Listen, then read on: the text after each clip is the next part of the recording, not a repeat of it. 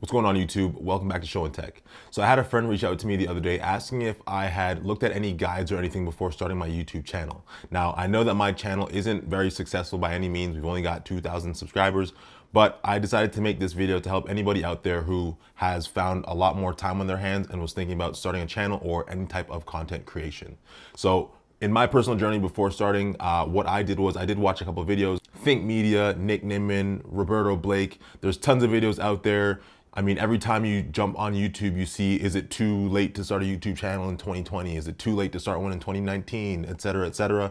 And don't watch this before you start a channel. So with all those things out there, I decided to make this video. But take it from me, having the best equipment really doesn't matter. I mean, I've been able to get as far as I did just having my very basic, inexpensive setup. And so for you guys, you'll be able to do just the same. So if you haven't figured it out just from the title of this video, this has actually been shot on an iPhone SE. So the iPhone SE was announced way back in March, like 2016. It's a very, very old and inexpensive phone and not very great specs wise compared to a lot of the things that we're seeing nowadays. For example, the S20 Ultra. So it's kind of funny to think that, you know, jumping back to this 12 megapixel outdated camera would be good enough to start your content creation. So as proof, just to show you guys that you've been watching this video for this duration off of an iPhone SE, let me just pull out my Note 10 and quickly show you the difference.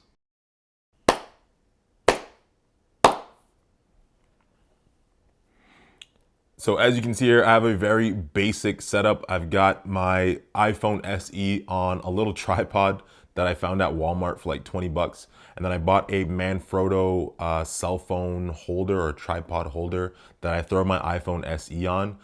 That all cost me, including the iPhone that I found used on Kijiji for $90 Canadian. All this together cost me about 140 bucks, give or take, in order to start my YouTube channel.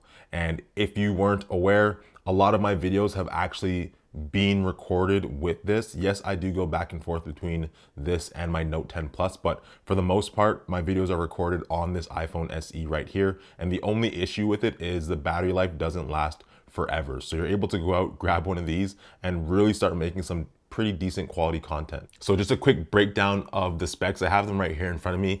The iPhone SE has 2 gigs of RAM, the Apple A9 chip, a 1600 milliamp hour battery, and weighs about 113 grams. As I said, this was announced back in March 2016, so it's a pretty old phone and one that is very easy to find. So if you're able to grab one of these or you're looking to start your channel off, you need a camera, then this is more than enough for you. I mean, yes, eventually you can move up and grab an actual camera. And I mean, I guess I wouldn't really know that because I've not yet done that. But if you do want to eventually improve the quality of your videos, that would be the easiest route to take. But in terms of just starting off and getting your first couple thousand followers, subscribers, this is really all that you need. What I would stress though is getting some decent sound quality. So if you're gonna go out and grab a sound recorder and a lapel mic or whatever it might be in order to sort of bolster the audio of your video, that is the most important part. Me personally, if I start watching a video, I don't care how great it looks. It could be in 4K or 8K. Not that I have anything to really watch 8K on, but you get the point. If the video had 4K quality or looked like an MKBHD video, but the audio was terrible, probably wouldn't watch it. If Marquez dropped a video today with his Red camera that looked amazing, but the audio on it sucked, most of us would probably click away after the first 30, 45 seconds. And it's the exact same thing for smaller content creators as well. People aren't necessarily worried about what your video quality looks like because they're watching it on their smartphone anyway, and getting that 1080p really doesn't matter to them. But the audio quality is what's going to keep, and the content obviously, is what's going to keep people interested in your video. So you're able to pick up something like the Tascam DR05, which I use, and this little cheap Power Device $30 microphone. And no, my audio quality isn't the best, but it's definitely good enough that it's going to keep people listening to your content and make your content much more consumable or readily consumable.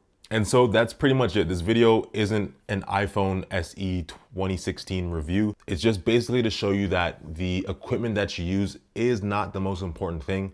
It's the content that you create.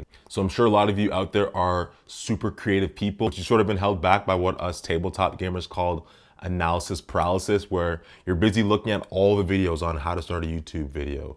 You're looking at all the videos on what equipment you should buy first, what audios you should start with, which camera should you buy, which lens do you need, and you're trying to save up all this money in order to start your channel, when really and truly you could drop $100 and start your channel today. So I don't know exactly who I created this video for. I mean, yes, it's still technically tech content because we are talking about the iPhone SE and other things that you can throw in when you're creating content. But I really hope this helps people jump off the bench and into the game and start creating.